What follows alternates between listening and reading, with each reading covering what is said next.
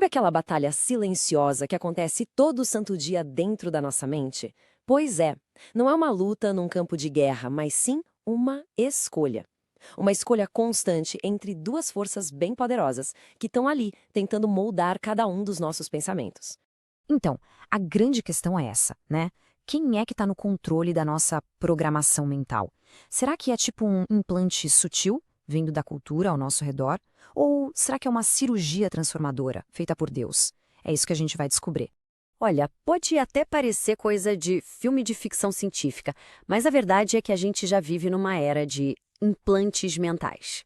Pensa bem, esse fluxo sem parar de informação, da mídia, da cultura, tudo isso funciona como um software, sabe? Vai programando nossos pensamentos e, claro, no final, as nossas ações. É quase como se a mentalidade do mundo viesse pré-instalada na gente. E o interessante é que a Bíblia já falava sobre essa batalha há muito tempo. De um lado, a gente tem o que ela chama de espírito do mundo, que fica nos empurrando para os padrões dele.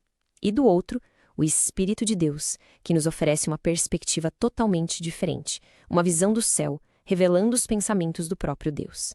É de fato uma disputa real pelo controle da nossa mente. Ok, mas e se existisse uma alternativa a esse tal implante do mundo?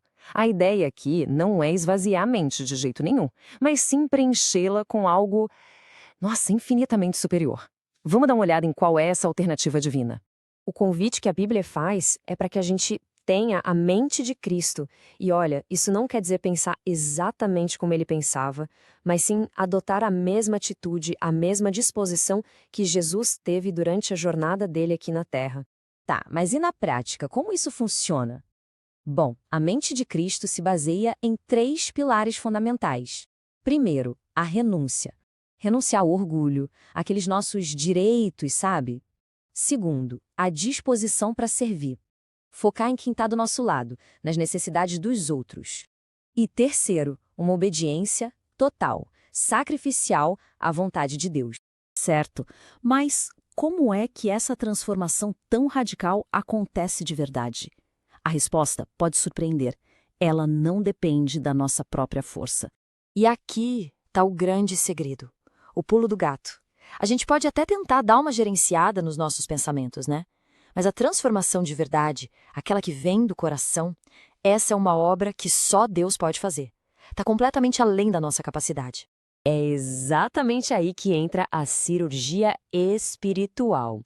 Pensa nisso. O Espírito Santo é o cirurgião e a palavra de Deus é o bisturi dele, um instrumento de altíssima precisão. É um procedimento que vai direto na raiz do problema, lá no fundo do nosso ser. E o poder desse instrumento é simplesmente incrível. A palavra de Deus não é só um livro antigo cheio de poeira. Não! Ela é viva, ela é ativa, ela penetra tão fundo na nossa alma que consegue revelar as intenções mais escondidas do nosso coração. Olha só o diagnóstico que a Bíblia dá do nosso coração sem essa transformação. Enganoso. A palavra original hebraica para isso é akov, que tem a ideia de algo tortuoso, um terreno acidentado que faz a gente tropeçar. Sabe, são aqueles pensamentos confusos, distorcidos, que acabam desviando a gente do caminho certo. Tudo bem, e depois da cirurgia, o que acontece?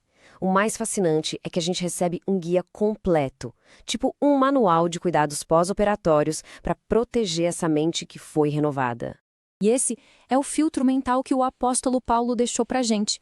A ideia é não deixar a mente vagando por aí à deriva. Pelo contrário, somos chamados a focar, de propósito, em tudo que é verdadeiro, tudo que é nobre, justo, puro, amável, em tudo que é digno de louvor. Mas por que esse filtro é tão vital? Bom, vamos lá. Primeiro, porque pensamento gera ação. Uma mente saudável leva a uma vida saudável. Simples assim. Segundo, funciona como um baita antídoto para a ansiedade, porque preenche a mente com coisas boas, não deixa espaço para preocupação. Terceiro, ele nos protege, nos blinda contra as influências ruins do mundo. E por último, e mais importante, nos alinha e nos conecta com a presença de Deus. E no fim das contas, todo esse processo, a cirurgia, os cuidados, tudo isso nos leva a uma promessa. E que promessa! Uma promessa incrível e transformadora. Vamos ver qual é. O resultado disso tudo não é só ter pensamentos melhores, não. Não, é muito mais. É ter a presença do próprio Deus da paz na nossa vida. Dá para perceber a diferença? Não é só receber a paz de Deus, é ter o Deus da paz com a gente. E para a gente fechar, fica aqui uma pergunta para reflexão.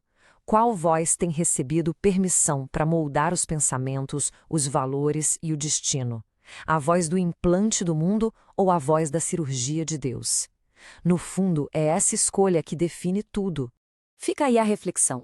E se essa mensagem tocou de alguma forma, considere curtir e compartilhar. Assim, mais pessoas podem descobrir a liberdade que é ter a mente renovada por Deus.